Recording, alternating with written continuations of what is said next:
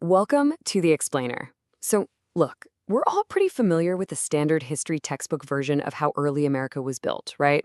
But hidden away in these dusty archives, scribbled on fragile scraps of paper, is a secret that is literally going to flip your perspective.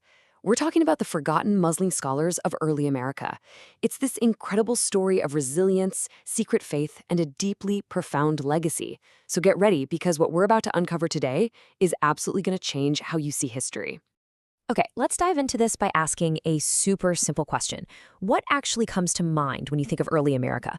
I mean, for most of us, when we picture the 1700s, our minds immediately just go to the founding fathers, maybe George Washington crossing the Delaware, European settlers, bustling colonial trade ports. That's kind of the dominant image, right? And, while that's for sure a huge piece of the puzzle, it's actually incredibly incomplete. Because right alongside those colonial pioneers, there was an entirely different demographic shaping the foundations of the nation. A demographic whose incredibly rich intellectual and spiritual background was, well, systematically erased. 10 to 30%. Yeah, you heard that right.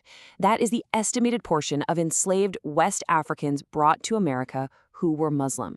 I mean, just let that sink in for a second. Up to nearly a third of these individuals didn't arrive as a blank slate. They arrived with a deeply ingrained faith. Long before modern mosques were standing in cities like New York or LA, Islam was already being practiced right here on American soil.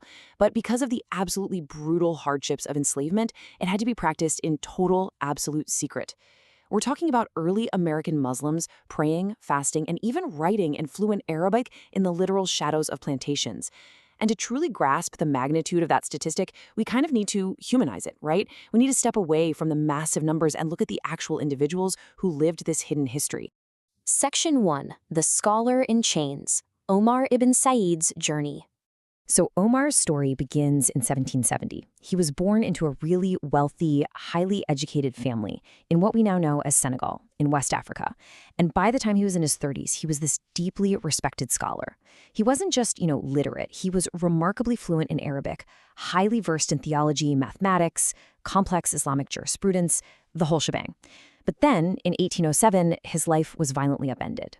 He was captured during a military conflict and forced onto a slave ship bound for Charleston, South Carolina.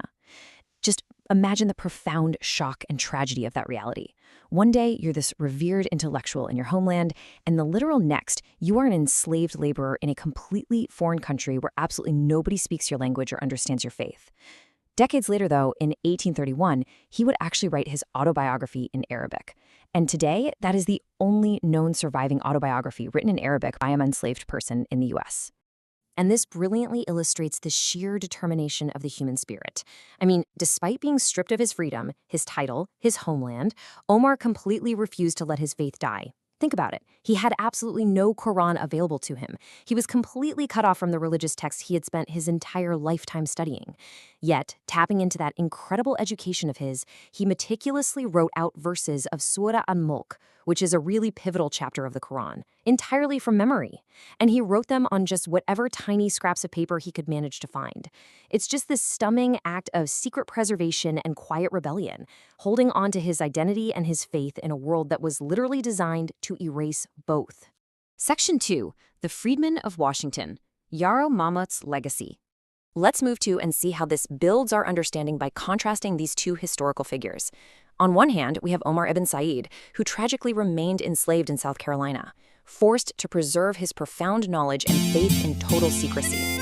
But on the other hand, we have Yarrow Mamut. While Omar was navigating life in the Deep South, Yarrow eventually gained his freedom up in Washington, D.C. And incredibly, he lived a life where he practiced his faith openly and publicly. This contrast is absolutely crucial because it shows us that the hidden roots of Islam in early America weren't just a monolith, they took shape in diverse and really deeply impactful ways across the globe. I mean, just look at this extraordinary trajectory. आशिक हूँ तेरा राजा बाजार का लगता है मुझको नशा ये प्यार का. But then, at the age of 60, the age where most people today are, looking toward retirement, Yarrow finally gained his freedom. And instead of just giving up after a lifetime of hardship, he worked tirelessly.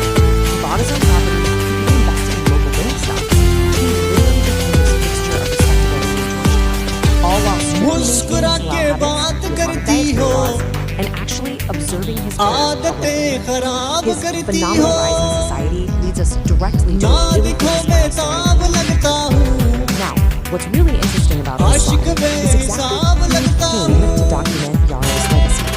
Yara ऐसा earned नशा such है immense तेरे respect in the दीदार Georgetown का community that Charles Ashique Wilson हूँ Peale, who तेरा was arguably Raja the बाजार most का famous American portrait artist of लगता that है entire era, मुझको नशा ये came out to प्यार paint his का portrait. Literally, the guy who painted George Washington and Thomas जिंदगी Jefferson also हसीन painted लगती Yara. है Completed in 1819, जब this ये stunning image जालिम now प्यार hangs in the होता Philadelphia है Museum of Art.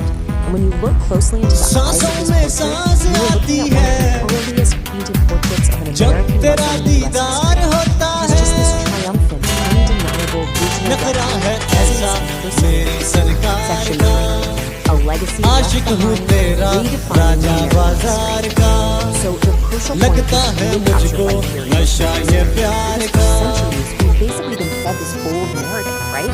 This idea that the story of Islam in America is नखरा इसका टॉप पर आती है टिकटॉक पर नैनो से है नैन मिलाती लड़कों की है दिल जलाती पिंडी में है चर्चा इसका मेरा जितना खर्चा इसका मैंने बोला इसको मेट्रो में बिठाऊंगा कैपिटल ले जाऊंगा F7 भी घुमाऊंगा मोनाल भी दिखाऊंगा सेंटोरस भी ले जाऊंगा आशिक हूँ तेरा राजा बाजार का लगता है मुझको नशा ये प्यार का And it was forged by the quiet, unyielding resilience of people like Omar and Yara, whose faith somehow survived the darkest of circumstances to become a foundational thread. मौसमों की बेकरारी I को want to leave you all with this thought.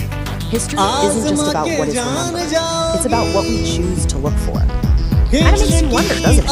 Like, what other foundational histories, what other brilliant scholars and resilient pioneers are out there, quietly waiting in the archives for us to finally pay attention? I really hope this explainer challenged your assumptions and maybe sparked your curiosity to look a little deeper. Ashique And हूँ if you found the तेरा story as eye-opening as I did, please drop a comment below, hit that like button, and be sure to subscribe for more explainers diving into the untold stories of world history.